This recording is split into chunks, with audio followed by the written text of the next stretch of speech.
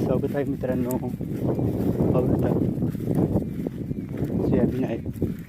पाहू शकता जसं पेरलेलं आहे तसं उगवलेलं आहे. पाहू शकता खूप भारी असं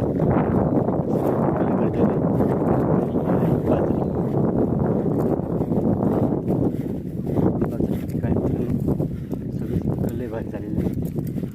तर पाण्याची वाट पाहत आहे. पाहू शकता वातावरण तर खूपच झालेलं आहे.